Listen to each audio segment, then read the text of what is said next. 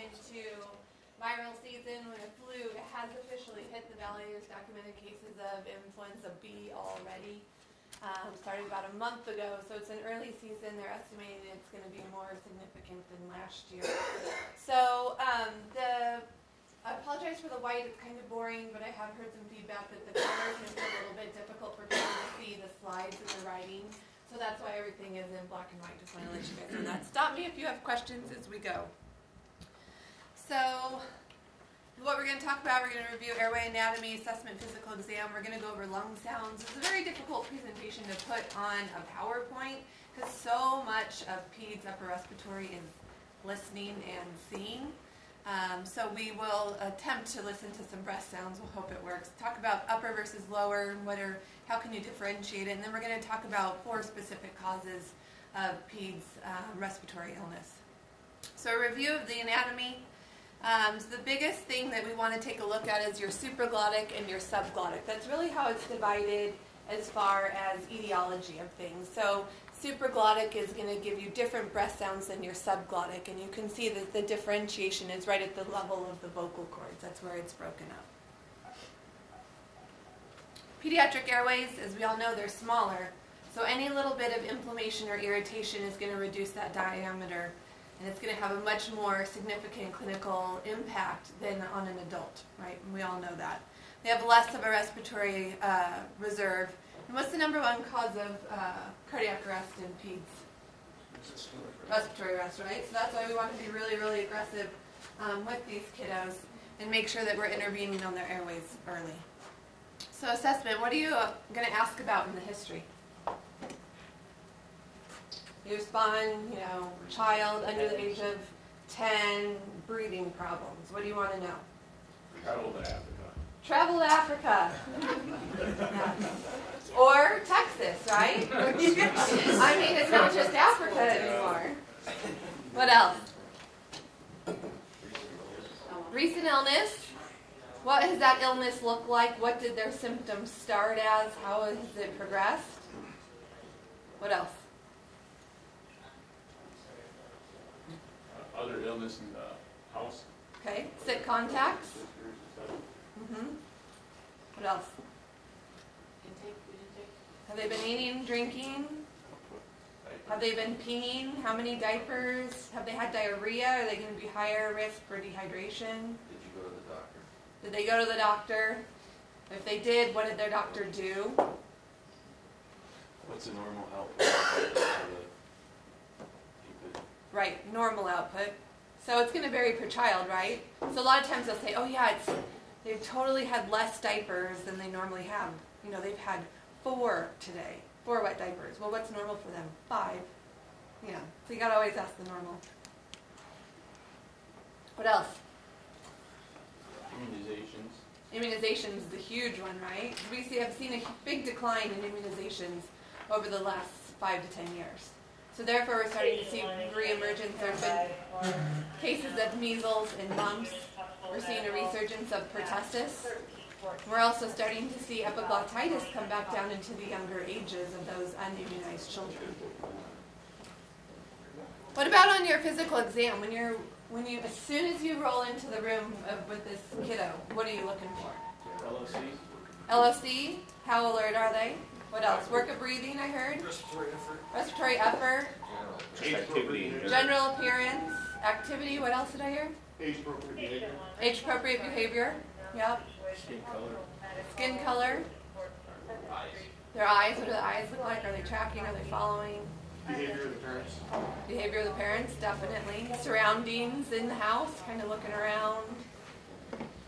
What about their breathing? What are you going to be looking for? So I heard respiratory effort, but what does that entail? Rate, depth, quality, nasal flaring, accessory. Right. Rate, depth, quality, nasal flaring, accessory muscles, retractions. The majority of retractions we're going to see initially are going to be intercostal.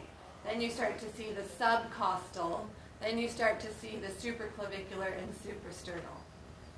You get nasal flaring. How are they positioned, right? In babies, it's less so, but a 4 or 5-year-old, are they laying back? Are they sitting up? Are they leaning forward? Are they drooling? all those kinds of things.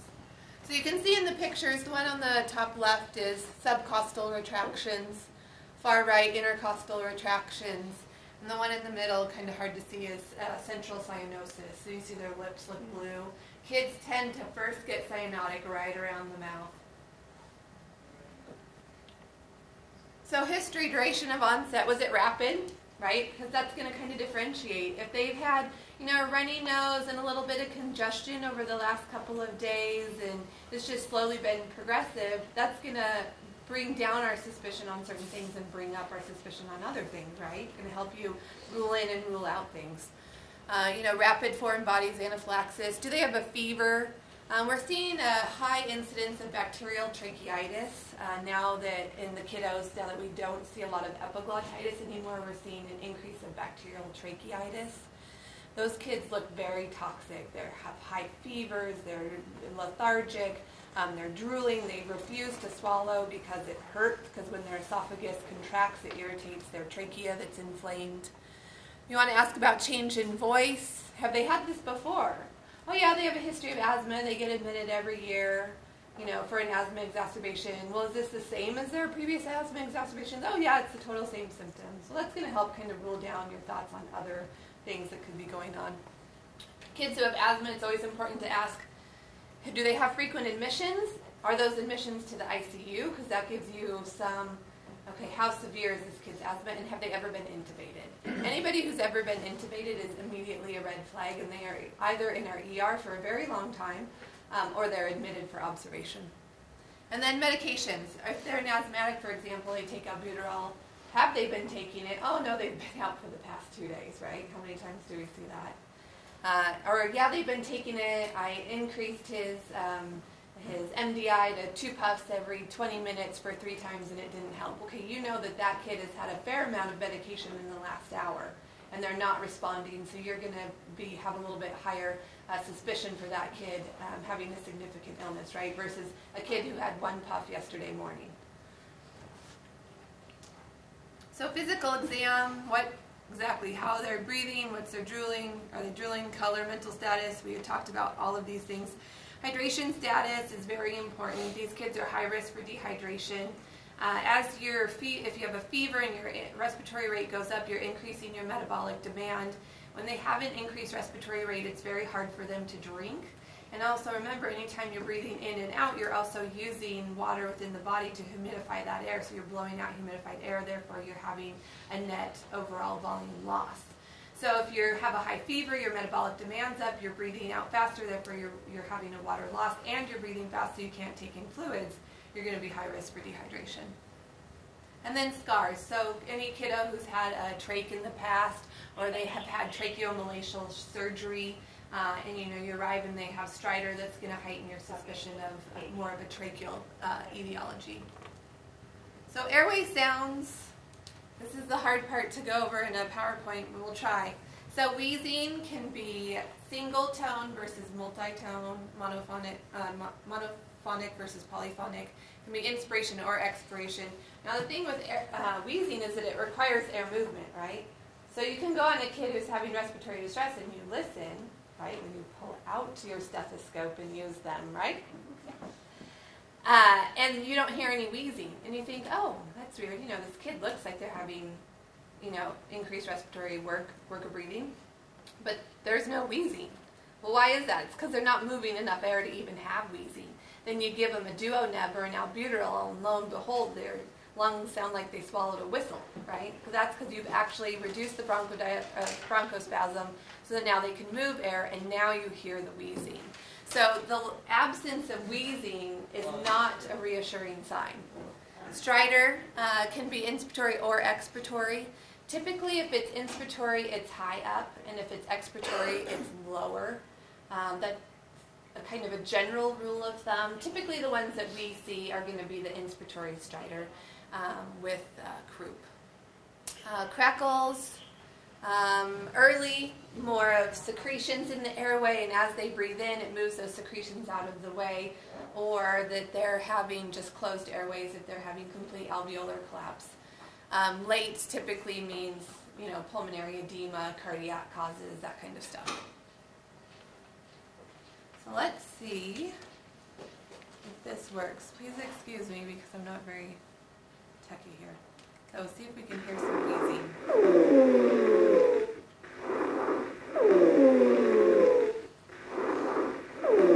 So pretty classic, right?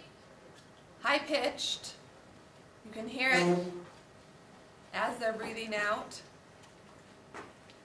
Everybody's heard wheezing, right, on a patient? Sometimes you can hear it as you walk in the room. Crackles.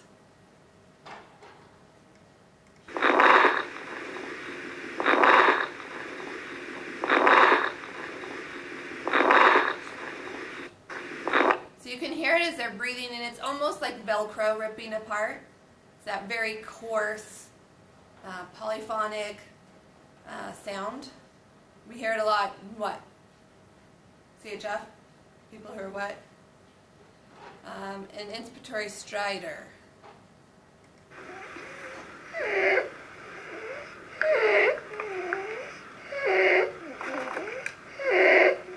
So you can tell it's every time he inspires, high-pitched, monophonic. Now he also has some expiratory stridor if you listen closely. A lot of that is as patients start to get significant swelling in their upper airway, they actually get a little bit of swelling of that glottis. So as they inhale, it curls around and back and becomes an obstruction as they exhale and inhale as well. So you'll get both inspiratory and expiratory stridor. Questions on breath sounds? Pretty straightforward. Now breath sounds require you to pull out the stethoscope, right? I'll read a lot of charts where lung sounds are not assessed. Okay, trauma patients with chest pain, no breath sounds. Respiratory distress, no breath sounds. So pull them out and listen.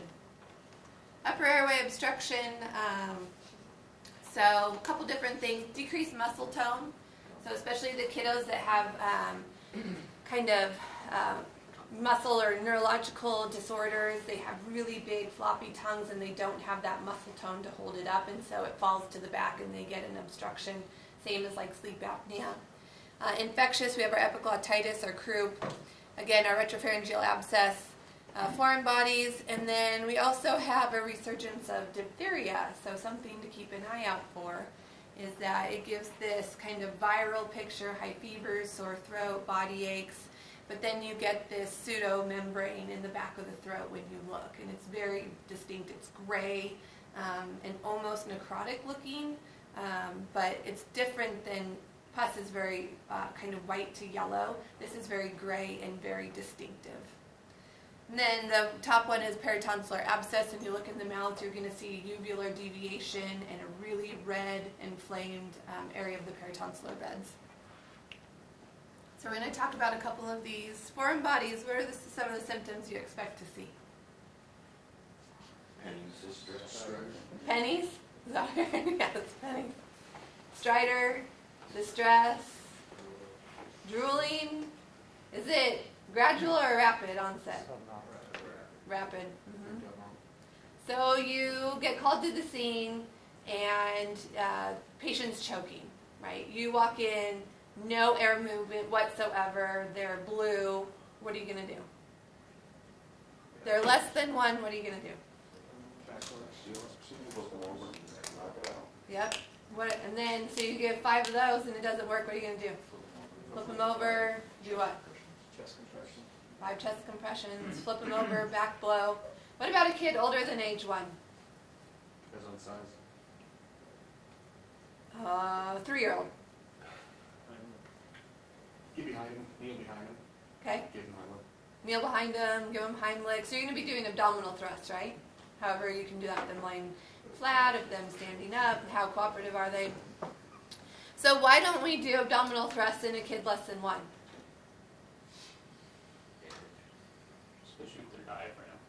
Damage. I heard diaphragm. What else could you potentially damage in kiddos? Internal organs. Okay, what organs? We're going to pull it out slowly. Do you guys need coffee first? Liver.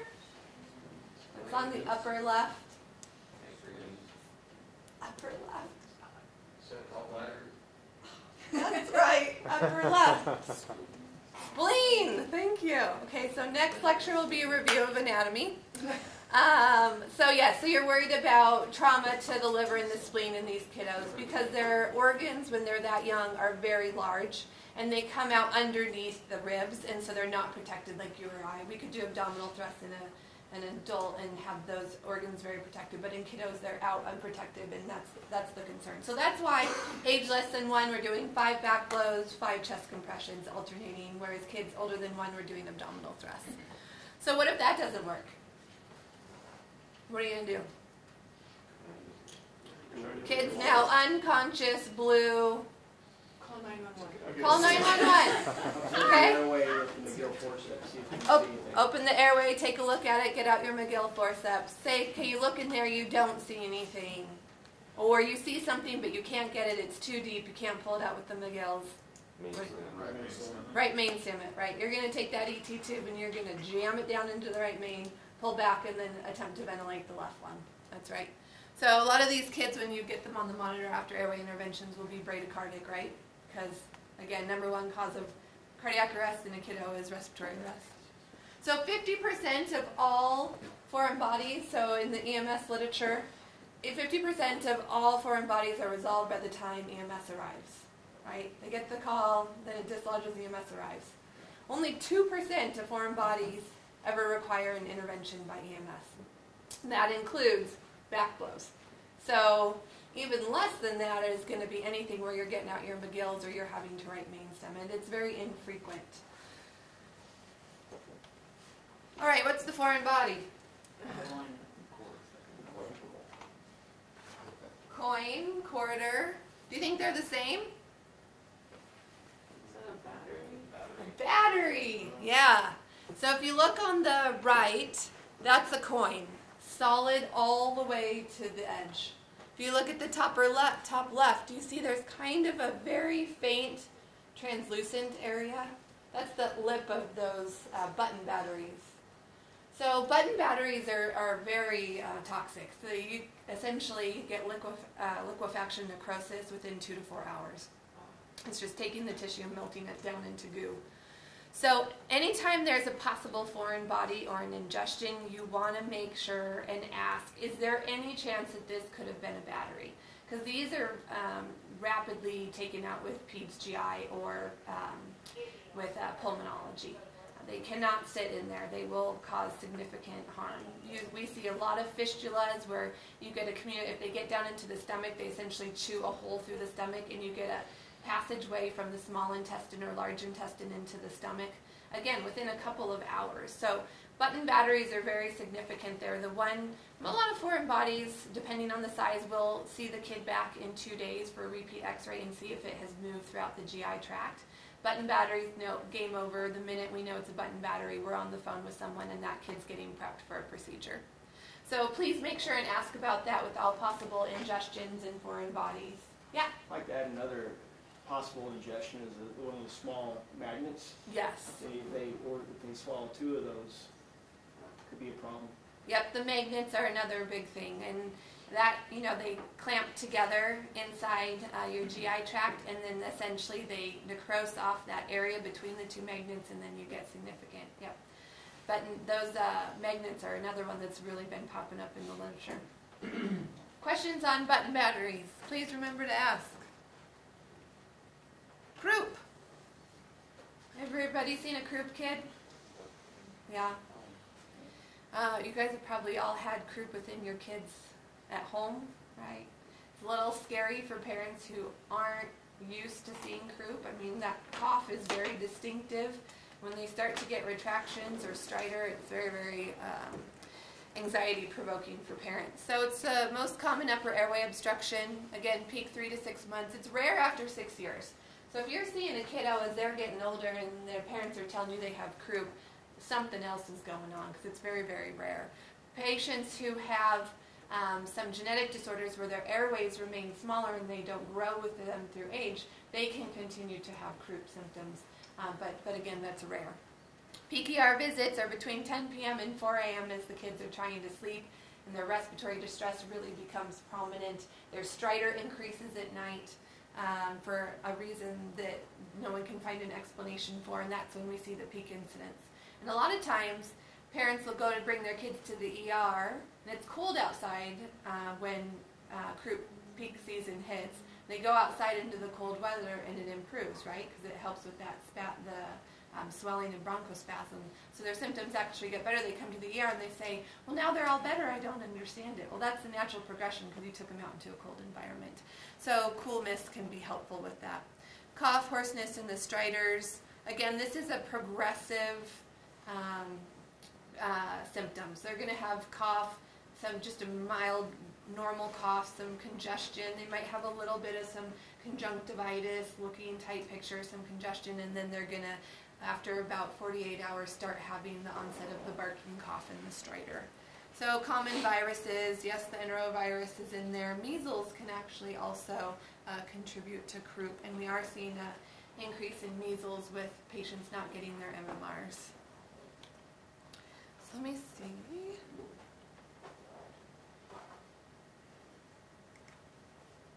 Please excuse the guy talking, he's really annoying, but it is a good croup example. This little boy has croup. The croup symptoms came after he had gone to bed. Listen to the sound he makes when he breathes in. This noisy breathing is what we call stridor. He also has a harsh, barking cough, which is very common with croup.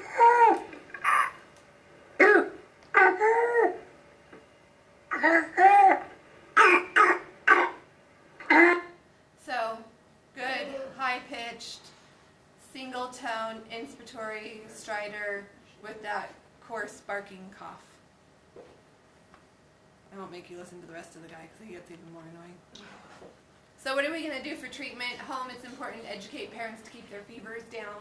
Why? Because as kids' fevers increase, so does their respiratory rate, and if you have any swelling in their airway and you're increasing the respiratory rate, you're going to increase their work of breathing, right? So keeping their fevers down, alternating Tylenol and ibuprofen. You can alternate those every 3 hours without maximizing your without going over your max dose. Cool mist humidifiers for the same reason that they get better when they go out into the cold air when they go to come to the ER. So what are you going to do in the pre-hospital? Position of comfort, minimizing agitation, because as they get agitated, you will increase their inspiratory stridor. Humidified air, oxygen. What's your cutoff rate for O2 sats for doing a little blow by oxygen versus air? What's the goal O2 sat? Huh? 95.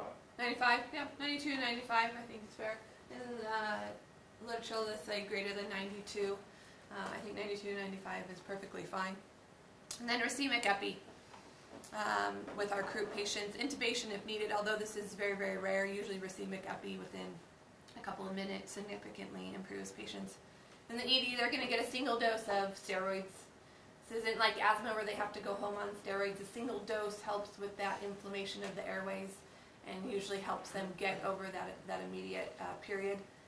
Now, steroids don't kick in for 6 to 8 hours, so a lot of these patients get a single dose of steroids in the ER and then go home with the understanding that their kid may still have some stridor and barking cough and increased work of breathing. As long as they're looking well, they can go home. But this is where we do see returns for 911s and for ER visits is within that 6 to 8 hour window of steroids. So you may come across the patient and mom says, yeah, I just had him in the ER and they gave him some steroids, but they don't seem to be working. Well, we don't expect them to work that quickly.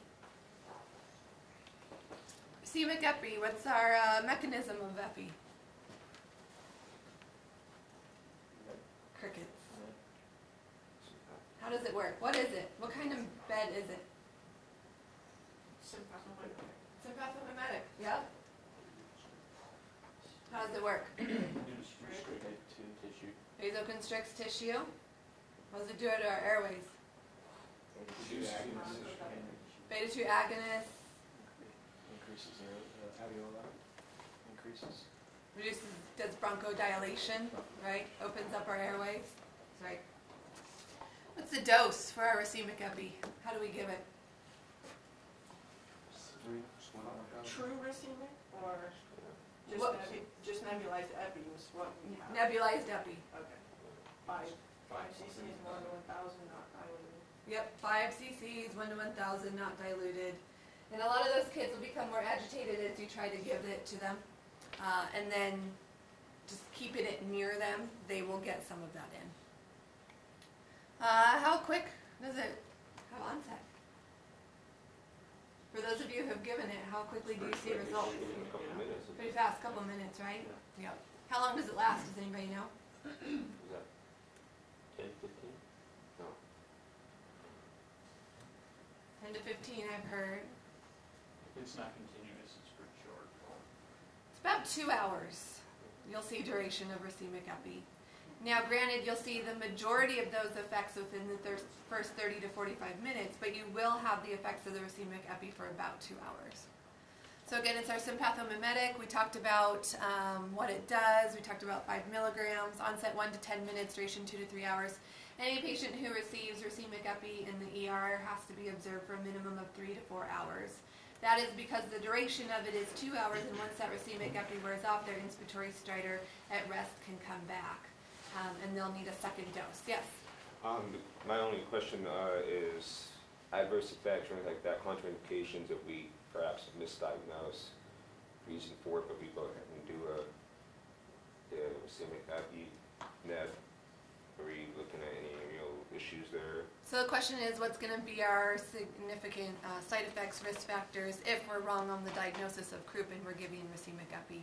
What are your biggest side effects? Would that be tachycardia, anxiety, hypertension, vasoconstriction, and being kids starting to bounce all over the place? You can tell the kids who have had the racemic epi because they just run circles in the room. Those are going to be the biggest side effects. Really, if this patient's in respiratory distress, giving them the epi is not going to be, there's very little downfall to it. That being said, I have to keep them in the ER for 3 to 4 hours. So you only want to give it if the patient truly has inspiratory stridor at rest. So stridor with crying and agitation is not necessarily an indication to give racemic epi unless that patient can't calm down at all. And you can't get them to, resolve their stridor with rest. So if someone has inspiratory stridor at rest, absolutely give them the racemic epi. If it's not croup and you're giving them racemic epi, the downfall is very little. If you can, again, get them calmed down, not, resolve their stridor, don't pull the trigger on the racemic epi. Let us take a look at them and decide if they need it or not. So is the concentration, is that going to be 3 mils? What's a nebulized whole? It's one. Your concentration is 1 mg per ml, right? So it should be 5 cc's. Is that right? Yeah. Okay. Just wanted to make sure. I don't want to lead you astray. Okay. Yeah. So you're going to put 5 cc's of the 1 to 1,000 epi directly into the nebulizer. Other questions on epi? Epiglottitis. So we used to see this a fair amount, right? Every 5 in 100,000 kiddos. Now with the Haemophilus influenza B, the Hib vaccines, we see 0.6 per 100,000. So it's really dropped. So we used to see a peak incidence around 3 years old. Now that we have immunizations, we see it between 7 to 12 years old. And we actually see the majority in cases now in adults, early 20s and 30s, as their immunity from their childhood immunizations kind of wanes and they're being exposed via unimmunized children. So kids typically have the respiratory symptoms, cough, congestion, that kind of stuff. Adults start with the sore throat, fever, and the voice change.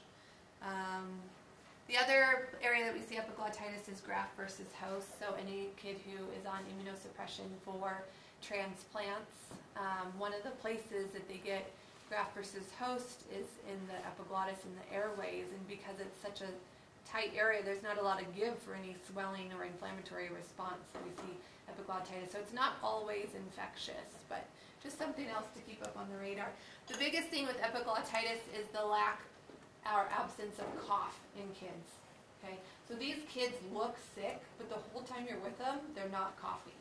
Whereas a lot of our other kiddos are coughing the whole time, and they're having increased work of breathing, and they might look toxic. But these kids have absence of cough. Position of comfort, reduce agitation, humidified oxygen air again for our O2 saturations. Airway monitoring. So our highest risk of patients who are going to need an artificial airway are young age, rapid onset, and significant distress on initial evaluation. They're going to get antibiotics in the ER, and every single one of these kids will go to the ICU regardless of how good they look, because they can decompensate very, very quickly. And if they need an intervention, it's going to be an airway intervention, and that's going to be best suited in the ICU. So let me see if I can find... Here's the epiglottitis kid. This boy was admitted to the intensive care unit 3 hours previously. He has acute epiglottitis. He's sick-looking, toxic, and lethargic.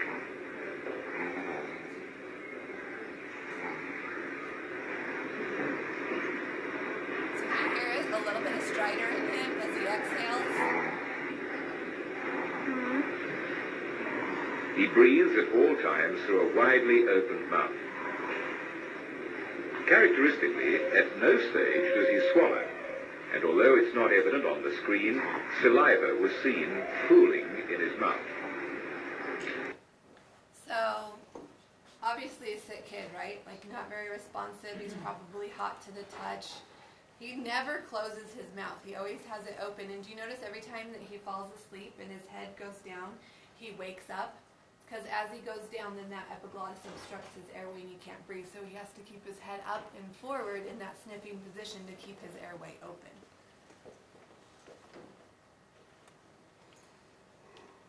All right, other upper airway things that we're just going to touch on. Obviously, if you look inside the mouth, you're going to see a peritonsillar abscess, usually group A strep. So these patients have, sore throat. They've been seen, have had negative rapid streps. And then over the next couple of days develop unilateral swelling of the peritonsillar bed. Bacterial tracheitis, again, we're seeing an increase of number of cases of these, high fevers. They also do not like to move their neck, so they can mimic epiglottitis, because anytime they move their neck, they're having to move that irritated and inflamed trachea. They're very toxic looking. And then retropharyngeal abscesses, so these are abscesses in the soft tissue of the back of the airway. Again, they don't like to move their neck, they look toxic, these are sick. Some other things to keep in mind as you're seeing these kids that maybe, I don't hear any abnormal breath sounds, it doesn't look like they have increased work of breathing, but they just have something going on in their airway and they look sick. Think about some of these other things. Lower airway, number one cause is asthma. Pretty common, everybody's seen an asthma patient, right? In age less than 2, we don't diagnose it as asthma, it's diagnosed as bronchiolitis, essentially a swelling or inflammation of the smaller airways. Typically it's caused by RSV. If they continue to have symptoms after the age of 2, then they're diagnosed as asthmatic.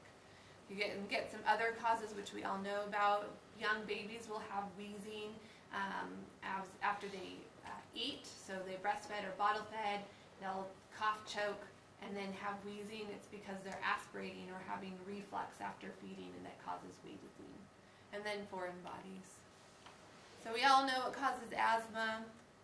Like I said, the history is important. Have they been intubated before? Have they been in the ICU before? Have they been on recent steroids? If they're still having significant asthma exacerbation after a treatment of steroids, then that flare is pretty significant, and they're going to likely be admitted for observation. And then parental education on your guys' part. Have they been using their inhalers? Are they using it with a spacer? Or if it's a young child, do they have the mask with the spacer? And then are they doing a single puff at a time? If you put multiple puffs in the chamber, the medication actually adheres to the walls of the chamber and they inhale less of it. So making sure that they're using those inhalers properly. If you're using them properly, they're as good, if not better, in all the literature as a nebulizer. So a lot of times parents are like, oh, I really want a nebulizer, I feel like it works better. Well, actually, if you're using your inhaler the way it needs to be, you're going to have more success with your inhaler over your nebulizer. And if they're having an acute flare, they can do 2 puffs every 20 minutes for a total of 3 doses. So again, a lot of the parents who have significant asthmatic kids will know this, and when they call you, they've already done this, and they've already been on steroids, because a lot of these kids have long-standing prescriptions, or they can call in their PCP and get it. That should raise your flag that this kid is a significant airway patient, as they've already had a fair amount of medication and are not responsive to it. So, asthmatic, you go on them. What's available? What can we do?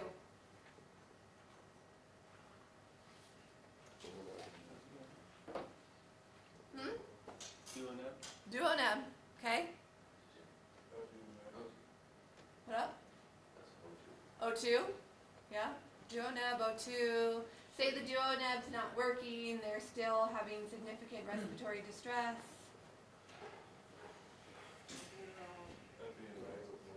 Albuterol, Meg, I heard of Meg. What else? Epi.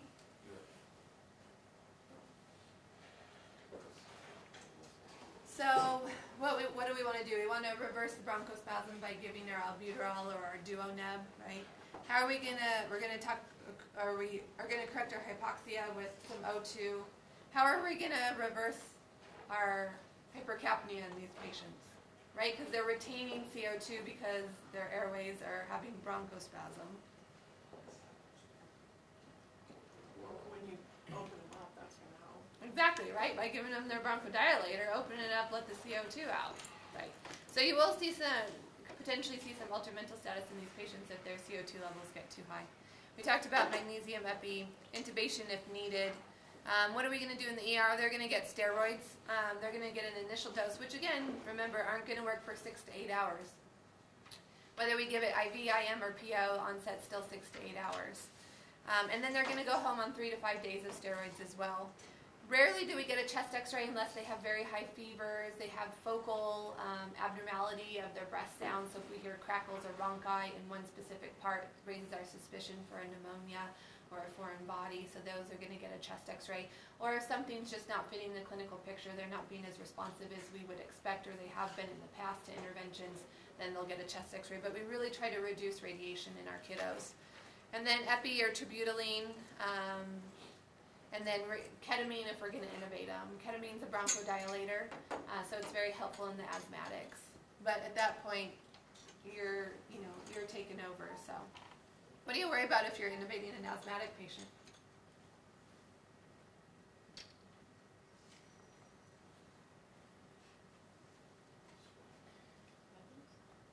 Anybody? Well, How fast? tissue damage, depending on how long they've had it for, what age they are and stuff like that. So. Tissue damage? Depending on how long they've had it or age. Overinflation and stuff. Secretion. How fast are these kids breathing before you intubate them? Pretty fast, right? 40s, 50s. Can you bag a patient that fast, or can your vent breathe that fast for a patient? No. So then what's going to happen?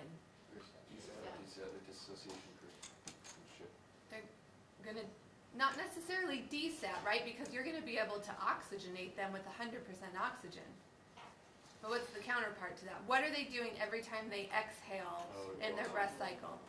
They're attempting to blow off CO2 through that bronchoconstriction, right?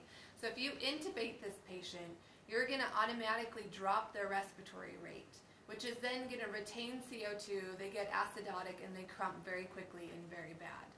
So if you are intubating a patient, giving them epi, giving them inline neb treatments one after another, just do a continuous your entire way in, because you need to get these bronchi open, stop that spasm, and allow them to blow off their CO2. Because they get very, very sick when you intubate a pediatric asthmatic patient or an adult, any asthmatic patient. Because again, you cannot blow off CO2 at the rate that they are attempting to blow it off.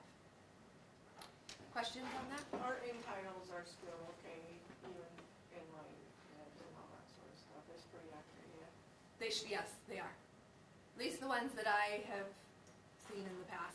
The question was, is our inline capnography accurate with an inline neb? Yes. So albuterol, we know it's a selective beta-2 agonist. So some patients are on albuterol.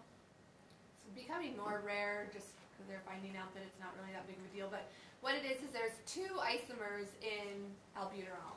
And they think that one of the isomers, the S isomer, causes partial bronchoconstriction, which is the complete opposite of what you want. And so some kids will actually worsen with using the albuterol, but will do better with the levoalbuterol. And they think it's because it's a single isomer in the levoalbuterol. But they're finding through multiple studies that that is less of an issue, and it just might be that these patients are not responsive to beta-2 agonists whatsoever. So, but that is out there, and that's what it is. Ipratropiums are anticholinergic, so it's going to reduce, now everyone's going to glaze over with pathophysiology, right? So it's going to reduce our acetylcholine at the synapse, which is therefore going to reduce our ability to stimulate smooth muscle contraction, right? So by reducing our acetylcholine, it is going to produce smooth muscle relaxation. What about peanut allergies? It's not really a factor anymore. Not really a factor anymore. So it still is a factor, but not in anything that we have in our kit. So there is some soy product in the Duodab MDI. So in the albuterol ipratropium of the inhaler, there still is some soy product. So if a patient has a peanut or a soy allergy, they will have an allergic reaction to that inhaler. But those are rarely used anymore. They're doing different inhalers for the anticholinergics, and they're typically using albuterol individually as a rescue inhaler. So, and then it's not a problem in our duonabs. There is no soy product in there. So it's not an issue. We don't need to worry about asking for peanut allergies, soy allergies. But it is an issue with the inhalers of the duonab. But again, we don't see that, or of the duonab, but we don't see those. But they changed that, excuse me, in our ampules and our Atrovent ampules over the last some years or something, because even with nebulized treatments, it was a contraindication. Yes, they changed the preservative. It's the preservative that had the soy in it. So, yes, it's been changed. So 3 mLs, you guys all know, you can repeat. Onset, duration is a little bit different for each one of them. So typically we give the duoneb first, and then we're following up immediately with an albuterol, just because our ipratropium is going to be around for a while. We don't necessarily need to repeat the dosing of that. But it's not going to hurt if you do. Something to be aware of. Magnesium, we talked about, smooth muscle dilator through the reducing acetylcholine. You're going to give max 2 grams, 50 mg per kg, right, over 2 to 5 minutes. What's our biggest side effects?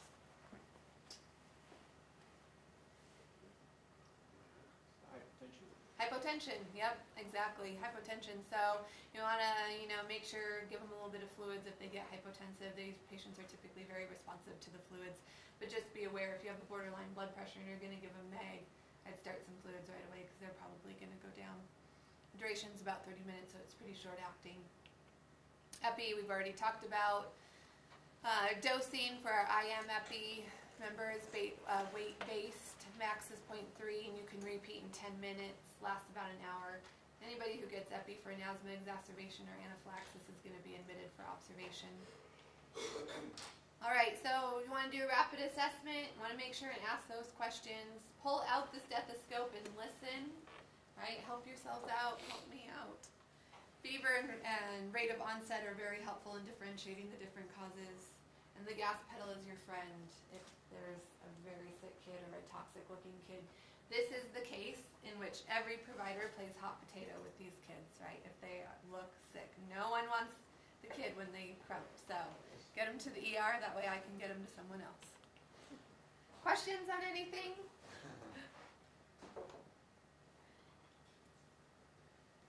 All right. So what we're going to do is we're going to break up into 2 groups, Ido and pre-treatment for head injured patients. So when you look at the literature on lidocaine, it has minimal benefit, and that benefit is seen mostly when it's given within 3 to 5 minutes pre-treatment to a head injury, right? But how many trauma patients do we have that you can sit around and twiddle your thumbs for 3 to 5 minutes before they need a rapid airway intervention? Not a whole lot, right? So the biggest thing with head injury patients that has been proven to increase risk of morbidity and mortality is a single episode of hypoxia or a single episode of hypotension. So I care more about you guys getting an airway in these patients and preventing hypoxia than pre-treating with lidocaine that has minimal benefits depending on which study you look at. Depending on what side of the fence you're on, you can find a study to support your side. So hypotension, hypoxia are more important to me in head-injured patients than pre-treatment. Yes, if you have time to do it, it's great. Also, fentanyl has been shown to have the same effects, and it only needs to be given within 2 to 3 minutes for pre-treatment. So you're reducing your length or your duration of pre-treatment, having the same benefit. But I care more again about the hypoxia, hypotension. Other questions? Real quick on spinal mobilization. There's been some confusion, and we've kind of gone, initially when our protocol came out, everyone was doing really, really great, and now we've kind of reverted back to headbeds and straps and longboards. So again, we've changed the overall gist of the spinal mobilization is we've changed our definition of full spinal mobilization, right? Before it was straps, headbed, collar, longboard, you could flip them over and they wouldn't move more than half an inch, right? All that stuff. Now our definition is a C-collar laying flat on a gurney. That is considered full spinal immobilization. Our spinal immobilization protocol is giving you the ability as providers that if a patient meets certain criteria, it gives you the ability to clear their spine in the field. That's what that protocol is all about. If they don't meet that criteria, then you need to put them in spinal immobilization, which is a C-collar laying flat on a gurney. If you need to use a scoop structure or longboard for extrication or movement, by all means use it, but then please take them off of that once you get them on to the gurney. Okay? Yes? Have we seen anything, has there been anything said since we moved in that direction about, has there been any incidences where, maybe it should have been on a board, or, obviously it's only been maybe a year or so.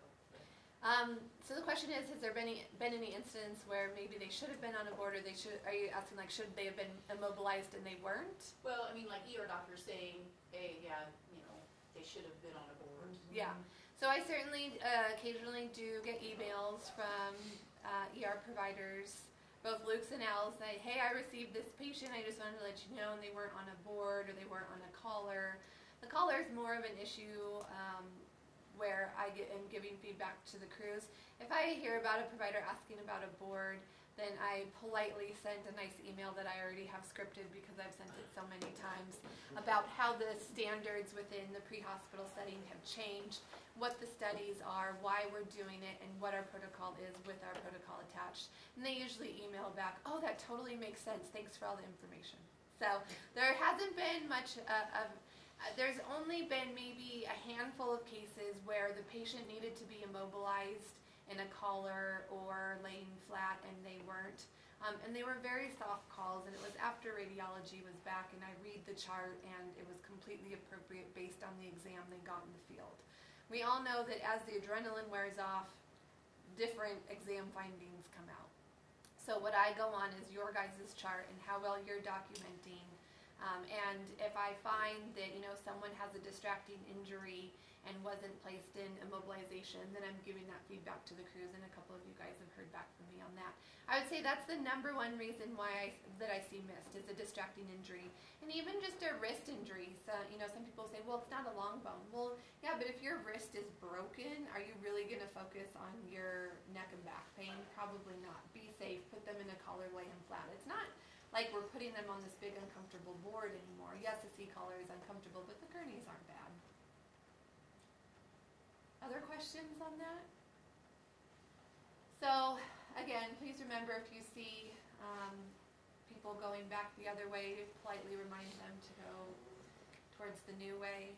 I'll be doing education with all of the agencies within TVMSS again on this. So hopefully that we can continue on the right path and not take a couple steps backwards. But I also know it is beat into you from the beginning of your training. It's how I was trained. It's hard to change because that was a cornerstone of pre-hospital care. So All right, so we're going to break up into two groups. We're going to do 20 minutes in each session.